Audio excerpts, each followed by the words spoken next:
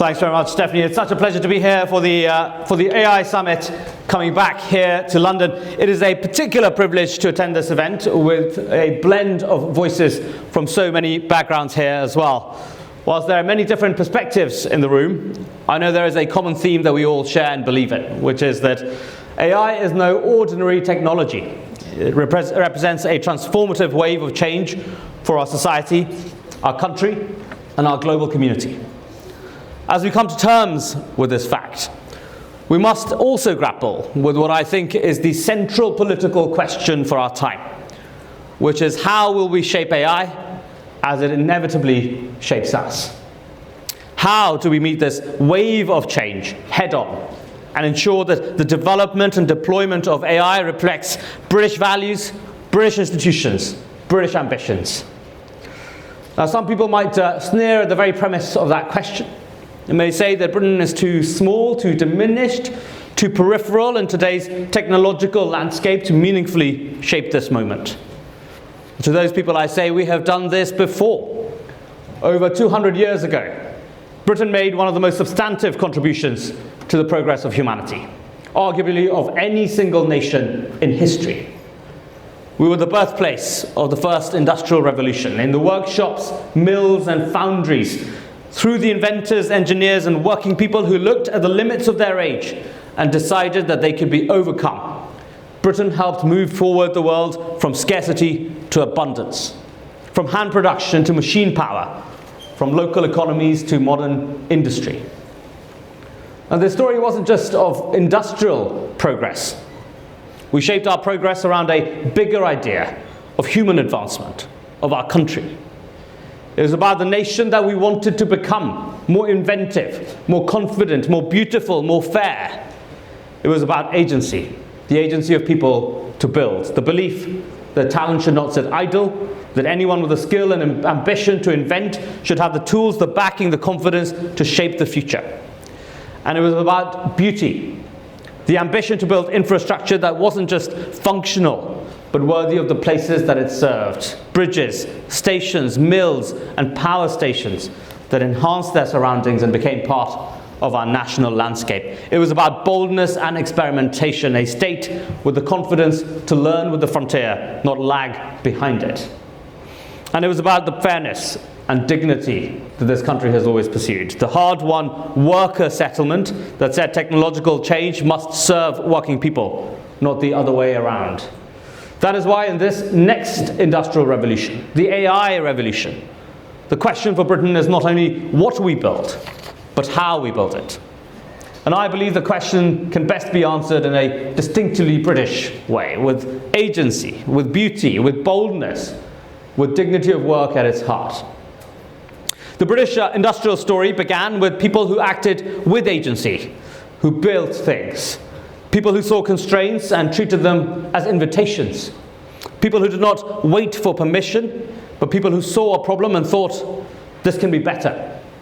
Richard Arkwright, the creator of the modern factory system, was born in a poor family in Preston. He trained as a barber. He worked as a wig maker in Bolton. But somewhere in that journey, from barber's chair to wig making to cotton spinning, Arkwright saw what others had missed. It didn't matter whether Britain could invent a better spinning machine if that machine couldn't be powered and organized and repeated, whether the idea could become a system. So with John Kay, Arkwright developed a modern spinning system. In 1769, he patented it. And in 1771, he built Cromford Mill in Derbyshire, widely recognized as the world's most successful and first successful water-powered cotton spinning mill, one of the foundations of the modern factory system. So anyone can build, if they have the tools, the confidence, the backing, and the route to scale. That is why this government must throw open the doors of opportunity to people with the skill, ambition, and impatience to build.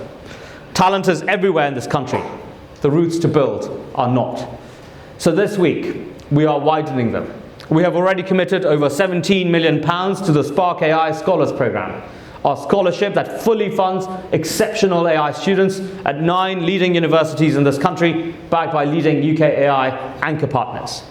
And this week, We're announcing that we will be adding £4 million more to that, £1 million every single year, signing up new industry partners to help Spark scholars accelerate their careers after university. That funding will support scholars into routes in startups where they can build at the frontier of AI deployment. And it will create routes for others to become entrepreneurs and founders themselves. And we're bringing on board 7 new blue chip partners to give our scholars the opportunity to hone their skills in AI-forward large organizations too. In total, we will support up to 50 scholars into placements and announce a new batch of industry partners who will provide mentorship through the scholars' degrees and placements after they graduate. This government is serious about backing people to build, about finding practical talent, backing it early, placing it close to real problems, and giving it tools, mentors, capitals, companies, and routes to scale. Our industrial legacy is written into British landscape because our builders have always understood something important, that people's lived experience of infrastructure is not just practical or economic. Infrastructure shapes how people feel about the places that they live in. Those of you who had the misfortune of arriving here via Euston Station will appreciate this truth. Euston Station sits almost side by side with St. Pancras, but each building reflects a very different story. St. Pancras was built for the railway age, moving people, goods, and opportunity across our country. But it was also built with civic ambition. This great train shed was an engineering marvel. George Gilbert Scott's Midland Grand Hotel gave that infrastructure a public face. Red brick, Gothic detail, arches, towers, and ornament.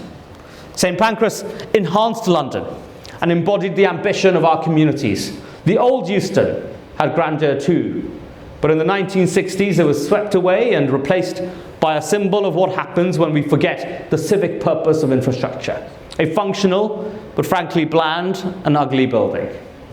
A building that local communities and passengers don't particularly like. So if we want people to support the infrastructure that Britain needs, we cannot build things that feel imposed, anonymous, grey, buildings that our communities are asked to simply tolerate. Infrastructure should say something different. It should say your community matters, that you are part of the national story that you are helping to power into the future. Data centers are the new railway stations, power stations, telephone exchanges of the intelligence economy. They will power the models, the services, the business and public tools that will define the next industrial revolution. But they also sit in real places, near real communities. So we have to decide. Do we build data centers as nondescript monoliths that our communities are asked to simply tolerate? Or do we build them as civic infrastructure that communities can be proud to host? Well, today we choose pride. This is why we're announcing a new Royal Institute of British Architects and DCIT Data Center Design Challenge, where the first government-backed design competition of its kind will work with RIBA and ask architects, designers, engineers to raise the bar for data centers as they're designed in this country, with meaningful public engagement, strong environmental outcomes, and genuine civic value. Because if a community is helping power the AI age, they should be able to see that contribution with pride. Useful, but designed with intention and worthy of the places that host them. Now, every industrial revolution moves faster than the rule book. Machines often come first, then the systems, and then the public and institutions often catch up, sometimes too slowly. That was true in the first industrial revolution. New machine change brought production before anyone fully worked out the rules of the factory age. New railways changed distance before the state fully worked out how to govern speed, safety, and national networks. New infrastructure changed the country before the law had caught up with the shape of the future. That is not an argument of recklessness. It is an argument that a state has to learn, it can learn, and to move fast. A state that does not stand still while technology moves. A state that can experiment, working together with innovators, regulators, workers, and the public to work out how we say yes, but safely. That matters because AI is moving into the physical economy. But physical technology needs real-world confidence. Companies need to understand how to gain the advantages that new technologies bring, Investors need to know that good robotics can scale. Workers and the public need to know that these systems are safe. And regulators play a crucial role at the intersection of these vital questions, creating clarity for industry, safeguarding public confidence in systems safely. So today, we are backing the next phase of our robotics work with the Regulatory Innovation Office, RIO. We are kickstarting a new partnership where RIO, industry, and the Health and Safety Executive will work together to deliver regulatory clarity for advanced robotics in Britain with the intent to expand this materially over time. Our first step will be to create the first ever Health and Safety Executive and industry guidance on advanced robotics applications. This new guidance will give industry confidence in how they can make sure that robotics works safely alongside humans, so the future of robots in the workplace is about empowering rather than replacing human workers. It will also provide assurance, giving investors confidence and robotics companies the ability to deploy safely at scale. Now that is innovation backed by a high agency British state, a state that is learning with the frontier, that is helping a future that sees manufacturers, industry and regulators work together, backed by sound investment with building public trust. Because the countries that lead the next industrial revolution will not be the countries that wait for perfect certainty. Every industrial revolution creates change. It raises questions like who gets to shape the change? Who benefits from new products, new tasks, new jobs? Who gets to share in those gains? And who gets a voice when technology changes the nature of work? In the 1850s, grappling with the question of who shapes technological change, the Royal Agricultural Society established an annual competition to drive agricultural progress with science. That wasn't an academic or top-down effort. Machines were raising output, factories could produce new tools, but it was up to working farmers to adopt technology and to shape it. Over the next 80 years, almost 9 million people in Britain attended the Royal Agricultural Society's annual show, moving from town to showcase the latest technology, to show how it could be adopted. 400,000 different agricultural tools were tested, from the steam cultivator to seed drills as well. Competitions were open to all. They were watched by farmers across this country.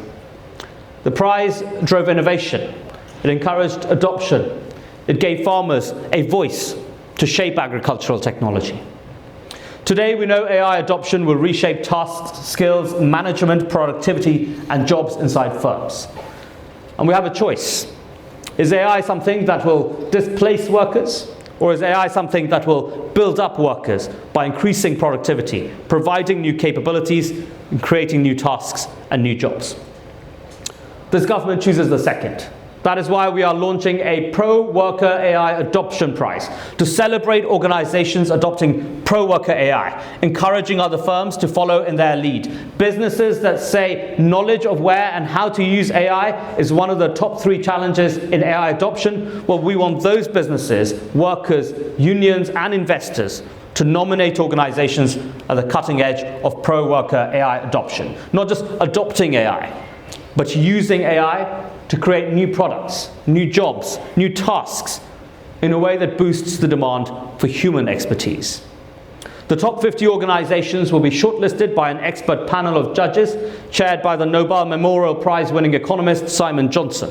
Business cases of pro-worker AI adoption will be written up and taught in leading UK business schools so that the next generation of people in this country look at pro-worker AI adoption too.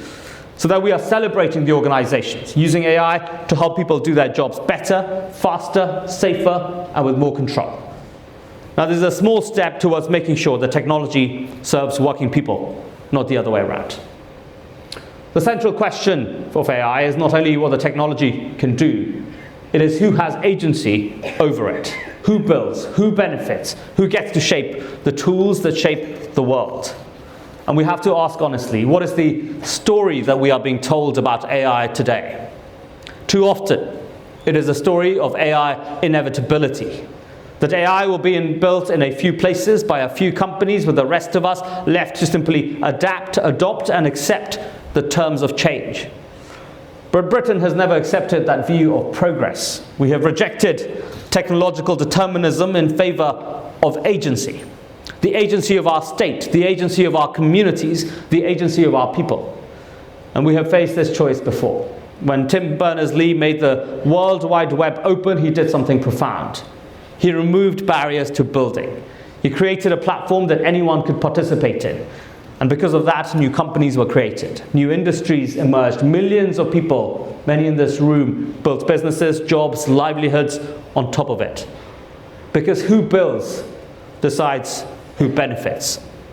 That is why I set the ambition earlier in this year for Britain to become the global home of open source AI builders.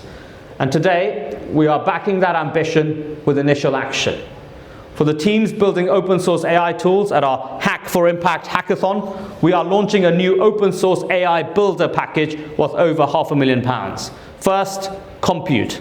We are dedicating 160,000 GPU hours of air compute to the strongest open source AI projects from this hackathon. Projects built in the UK with a credible route to further development after today.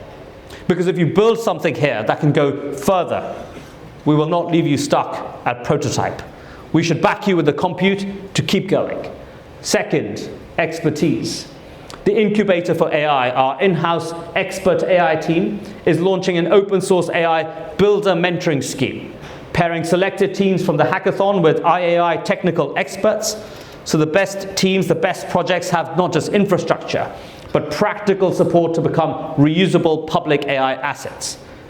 And third, voice. We are launching today an open source AI dev board, bringing 10 UK-based open source AI developers under the age of 30 directly into the heart of government's open source AI strategy. Because if government is serious about backing builders, builders need a route directly into government. And finally, personal backing from me. You will get direct support from me so that you can tell me what you need to build in the open and what government needs to do next. So my message to open source AI builders is simple. If you're building in the UK, we want to back you. Here's the compute, here's the expertise, here's the support. Let's go and build things. AI can be something that happens to Britain, or it can be something that Britain shapes. With agency, backing people with the talent and ambition to build. With beauty, making infrastructure of the AI age worthy of the places that host it. With boldness and experimentation, a state that learns with the frontier and helps good technology scale safely. And with fairness and dignity, making sure technological change serves working people, not the other way around. If we shape this moment with British values, it will be a story of national renewal.